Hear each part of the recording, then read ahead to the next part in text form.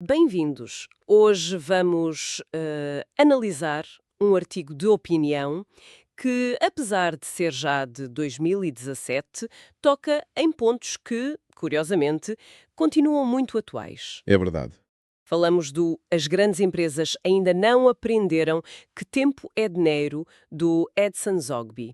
E o foco é essa relação às vezes um bocadinho tensa entre tempo de trabalho, produtividade e, claro, o bem-estar dos funcionários, sobretudo nas grandes empresas. Exato. Nas grandes estruturas. A tese central do Zogby é, diria, provocadora. Ele argumenta que muitas empresas, mesmo com toda a sua organização, falham arredondamente em reconhecer o verdadeiro valor do tempo dos seus colaboradores. Principalmente os mais talentosos, não é? Exatamente. Ele sugere que muitas práticas de recursos humanos, os RH, em vez de ajudar, podem, na verdade, ser bem contraproducentes. Sim, podem até atrapalhar. Portanto, a nossa ideia aqui é mergulhar um pouco na crítica que o Zogby faz a essas abordagens mais tradicionais de RH e explorar também a visão alternativa dele. Uhum. Ele acredita que repensar a gestão do tempo podia ser uma chave para reter talento, impulsionar a inovação e, curiosamente, até reduzir custos. Ok, vamos lá desempacotar isto. Vamos a isso. O ponto de partida do Zogby é quase trivial, mas é mesmo a base do argumento dele. Pessoas inteligentes, curiosas, que as empresas dizem querer, valorizam imenso o seu tempo livre. Claro. Querem ter espaço. Querem espaço para hobbies, viagens, cultura, desporto, ou só para, pronto, não fazer nada produtivo no sentido empresarial da coisa. Exatamente, e é aqui que ele aponta logo a primeira grande dissonância, a primeira contradição. Uhum. Ele repara que são precisamente esses profissionais, os mais qualificados, aqueles que mais valorizariam ter controle sobre o seu tempo, que muitas vezes acabam bem presos a jornadas de trabalho que ele descreve como excessivas. Fala em 10, 12 horas por dia. Sim, é muito tempo. A pergunta que fica no ar é como é que isto se alinha com o objetivo de atrair e, sobretudo, manter o melhor talento? Parece que falta aqui uma lógica básica, não é? Do ponto de vista da gestão de pessoas. Pois, faz sentido. Se valoriza a inteligência, a capacidade de resolver problemas, era de esperar que também se valorizasse aquilo que alimenta essa capacidade. O descanso, a vida fora do trabalho. Exato, o descanso, a vida para além do escritório. Mas é aí que o Zogby aponta o dedo aos departamentos de RH, certo? Sim, ele questiona diretamente. A pergunta que ele lança é quase retórica, mas muito incisiva. Como é que uma área que se dedica à gestão de pessoas não percebe algo tão fundamental? Como o quê, por exemplo? Como o facto de que o excesso de horas não só não aumenta a produtividade a longo prazo, como prejudica ativamente o rendimento, a motivação, até a saúde física e mental dos colaboradores. Ele chama mesmo a isto um contrassenso. Contrassenso. É uma palavra forte. E ele explora a justificação que as empresas costumam dar para isto. Ou a lógica por trás. Ele aborda a lógica salarial, que, na interpretação dele, é usada para justificar o que ele acha que é uma aberração. E o que é fascinante aqui é a forma direta como ele ataca essa justificação. Como assim? Ele sugere que se faz um cálculo muito míope, focado só no custo direto do salário versus as horas trabalhadas. Ignora-se completamente os custos indiretos. Que podem ser enormes. Exato. E muitas vezes mais significativos. A desmotivação, o burnout, a perda de criatividade, o turnover de talento. No fundo, ele está a questionar a própria racionalidade económica desta prática. Quer dizer que não é uma gestão eficiente na ótica dele. Bem pelo contrário, ele vê isto como um desperdício. Desperdício de potencial humano e, em última análise, de dinheiro mesmo. Percebo. Portanto, a crítica não é só às horas, mas à mentalidade de gestão por trás. E isso depois alastra-se a outras práticas de RH, pelo que li. Ele não é grande fã das típicas iniciativas de motivação, pois não? Não de todo. Ele é bastante cáustico em relação àquilo que ele chama de idiotices motivacionais. Ui! É.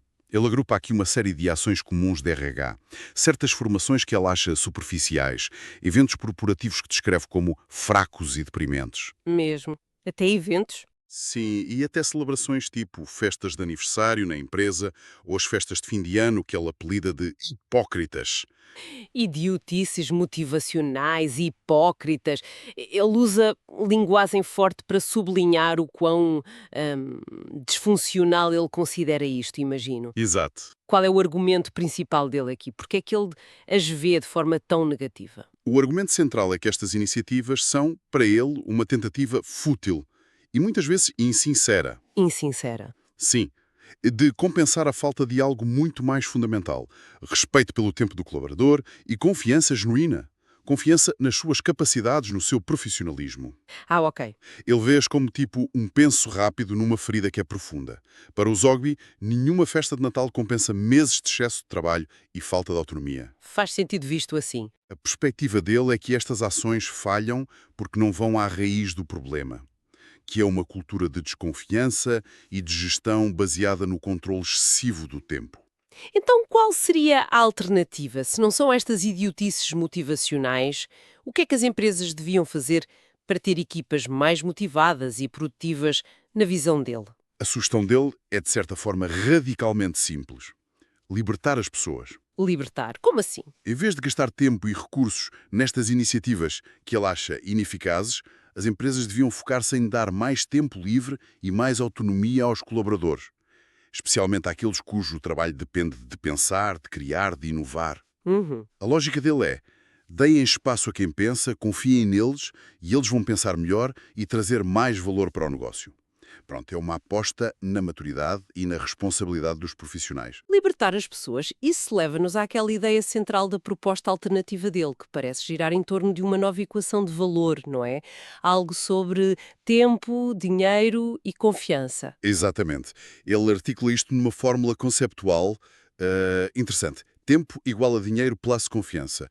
A ideia provocadora é que, para o tipo de profissional qualificado e inteligente que as empresas mais deviam querer reter, Sim. o tempo livre adicional pode ter um valor percebido tão alto ou até mais alto do que um aumento salarial. Mas atenção, desde que venha acompanhado de confiança. Isso é um bocado contraintuitivo para a gestão tradicional, não é? Quer dizer, a ideia de pagar menos potencialmente, mas oferecer mais tempo, como é que ele vê isso funcionar na prática? O Zogby argumenta que seria possível ter funcionários mais felizes, mais dedicados e, por consequência, mais produtivos, mesmo com uma compensação financeira talvez menor se algumas condições essenciais forem cumpridas. Quais condições? Primeiro, tem de se tratar de pessoas com o perfil certo: inteligentes, automotivadas, responsáveis. Segundo, têm de estar genuinamente felizes e sentir que a empresa confia nelas. Isso é crucial. Ok. Terceiro, é vital eliminar o que ele vê como entraves à produtividade, como a burocracia excessiva e, lá está, as reuniões inúteis. As reuniões, vamos já falar delas. Sim. E, finalmente, têm de ter espaço e autonomia para inovar e sentir realização no trabalho. Portanto, não é só dar tempo livre. É criar todo um ecossistema baseado na confiança, na autonomia e na redução de obstáculos. E é uma mudança de paradigma completa, então, não é só ajustar as horas, é mesmo repensar toda a relação de trabalho. Precisamente. Se ligarmos isto ao quadro geral, a proposta do Zogby não é um ajuste cosmético, não é uma coisa pequena. Implica uma reavaliação fundamental do que significa valor no contexto do trabalho. Uhum. Desafia aquela ideia de que mais horas no escritório equivalem a mais valor entregue. Pelo contrário, sugere que para o trabalho intelectual e criativo, menos horas controladas, mas com mais confiança e autonomia, podem gerar muito mais valor. É uma aposta interessante. É uma aposta sim, uma aposta de que a liberdade e o respeito pelo tempo são investimentos diretos em lealdade, criatividade e produtividade sustentável, especialmente para o talento de topo. E falando em entraves à produtividade e desperdício de tempo, ele parece ter uma opinião particularmente vincada sobre um elemento omnipresente na vida corporativa, as reuniões. Sim, aí é onde fica mesmo interessante. A veemência com que ele ataca esta prática. O Zogby não poupa mesmo nas palavras. Ele considera as reuniões um vício que deve receber terapia. Uau! Vício que deve receber terapia é uma metáfora forte. Muito forte. Sugere algo compulsivo e prejudicial. E ele vai mais longe, não vai? Como é que ele as descreve em termos de impacto? Ele descreve-as como uma fonte primária de improdutividade sistémica nas grandes empresas. Um desperdício colossal de tempo e dinheiro, são as palavras dele. Colossal. Mas não fica por aí. Argumenta que o efeito acumulado de reuniões constantes, muitas vezes mal preparadas, desnecessárias, gera uma desmotivação profunda. Chega mesmo a classificá-las como uma doença laboral. Doença laboral. É uma acusação fortíssima. Mas ele liga isto à questão da confiança que mencionaste há pouco. Diretamente. Na visão do Zogby, a proliferação de reuniões é, em muitos casos, um sintoma claro de falta de confiança. Faz sentido. Se a gestão confiasse mais nas equipas e nos indivíduos para fazerem o seu trabalho, a necessidade percebida de tantas reuniões de alinhamento, controlo, reporte, diminuiria drasticamente. Claro. Ele argumenta que mais confiança levaria a mais autonomia, o que por sua vez resultaria em mais velocidade e mais capacidade de inovação. Precisamente o oposto do que as reuniões excessivas provocam. Ele até sugere, de forma algo desafiadora, que uma simples pesquisa de opinião interna em qualquer grande empresa confirmaria rapidamente o quão mal vistas e improdutivas são a maioria das reuniões pelos próprios participantes. Isso desafia muito a cultura de algumas organizações, onde ter a agenda cheia de reuniões é quase um símbolo de status ou de estar ocupado a trabalhar. O Zogby está a dizer que é muitas vezes o contrário. Exatamente.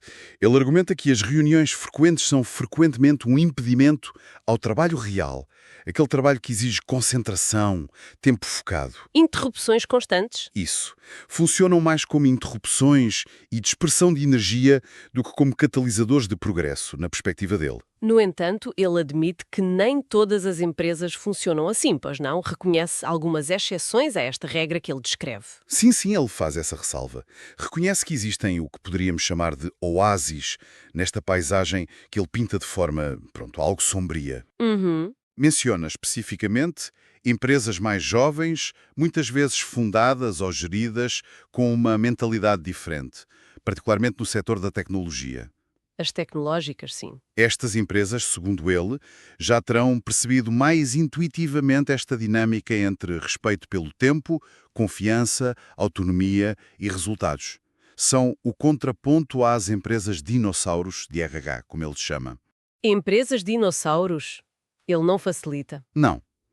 Que continuam presas a modelos de gestão mais tradicionais, mais hierárquicos. E ele também faz uma distinção importante relativamente a empresas que simplesmente pagam mal, certo? A fórmula dele não se aplica universalmente. Claro, ele é pragmático nesse ponto.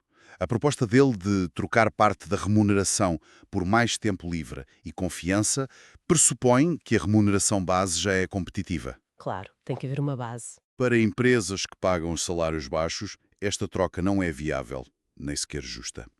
E citando o que ele refere como literatura sobre o ciclo de vida das empresas, o Zogby sugere que estas organizações que competem só pelo preço baixo da mão de obra Sim. raramente conseguem crescer e tornar-se líderes de mercado. Tendem a estagnar ou mesmo a regredir, porque não conseguem atrair nem reter o tipo de talento que impulsiona a inovação e o crescimento sustentado.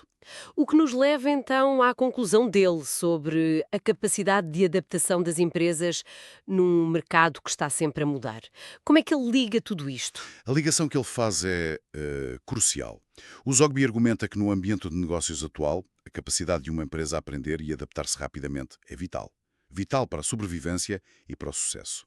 Sem dúvida. E essa capacidade de aprendizagem organizacional não vem de manuais ou de formações isoladas. Ela depende fundamentalmente das pessoas que lá trabalham. 10 pessoas. Especificamente, depende da capacidade da empresa de atrair e, sobretudo, reter pessoas inteligentes, curiosas e, um ponto que ele sublinha, genuinamente motivadas. E essa motivação genuína, para o Zogby, não vem das tais idiotices motivacionais. Exatamente. Vem, segundo ele, de um ambiente de trabalho que respeita o tempo das pessoas, que lhes dá autonomia e confiança, que remove barreiras burocráticas como as reuniões excessivas e que lhes permite aplicar a sua inteligência para resolver problemas e inovar. Portanto, a gestão do tempo e da confiança não é apenas uma questão de bem-estar ou de eficiência operacional. É mais do que isso. É uma questão estratégica, ligada à capacidade da empresa de se manter relevante e competitiva. E isto levanta uma questão importante, que continua muito pertinente hoje, Talvez ainda mais do que em 2017, não é? Qual? Qual a sustentabilidade a longo prazo de modelos de gestão que ignoram ou contrariam as necessidades e expectativas do talento mais qualificado? Boa pergunta. Se este talento valoriza cada vez mais flexibilidade, autonomia, propósito e respeito pelo seu tempo, as empresas que insistem em modelos rígidos, baseados no controle e na desconfiança, não estarão a minar a sua própria capacidade de inovar e de se adaptar ao futuro? Fica a questão. Fica mesmo. Então, o que é que tudo isto significa? Recapitulando as ideias fortes que explorámos aqui a partir do artigo do Edson Zogby. Primeiro, a crítica contundente às longas jornadas de trabalho, muitas vezes impostas aos mais qualificados, questionando a sua eficácia e o impacto na produtividade real e no bem-estar. Sim. Segundo, o ceticismo dele em relação às práticas motivacionais tradicionais de RH, eventos, formações, festas que ele vê como superficiais, ineficazes e, por vezes, como ele diz, hipócritas, por não substituírem a falta de tempo e de confiança genuína. Exato. Terceiro, a importância central que ele dá à confiança e à autonomia como motores de produtividade e a condenação feroz da burocracia e do desperdício de tempo personificados no tal vício das reuniões excessivas, que ele chama de doença laboral. Uma expressão forte essa. Muito. Quarto, a sua proposta alternativa e provocadora. Encarar o tempo livre dos colaboradores não como um custo, mas como um investimento valioso na felicidade, na lealdade e na capacidade de inovação deles. A ideia de que, nas condições certas, tempo pode equivaler a dinheiro mais confiança. A fórmula dele. E, por fim, a ligação estratégica que ele estabelece entre esta abordagem de gestão baseada no respeito pelo tempo e na confiança e a capacidade fundamental da empresa para reter talento motivado, aprender, adaptar-se e, em última análise, prosperar num mercado dinâmico. Exato. A análise do Zogby com aquele tom assertivo e, por vezes, polémico, força-nos a olhar criticamente para práticas que muitas vezes aceitamos como normais no mundo empresarial. É verdade. Embora seja uma opinião de 2017, as questões que levanta sobre como valorizamos o tempo, como construímos confiança e como fomentamos a verdadeira motivação, continuam no centro dos debates sobre o futuro do trabalho. Sem dúvida. E isso talvez nos deixe com um pensamento final para reflexão, olhando até um pouco para além deste artigo específico. Sim. Se aceitarmos a premissa do Zogby de que a confiança e a autonomia são catalisadores tão poderosos de produtividade e inovação e que práticas como reuniões excessivas ou motivações superficiais podem ser contraproducentes, que outras práticas de gestão, hoje consideradas standard ou melhores práticas, poderiam ou deveriam ser reexaminadas? Interessante. Especialmente se pensarmos na pressão crescente para atrair, reter e verdadeiramente engajar talento num mercado de trabalho que não para de evoluir e de nos desafiar a todos. Fica a pergunta no ar.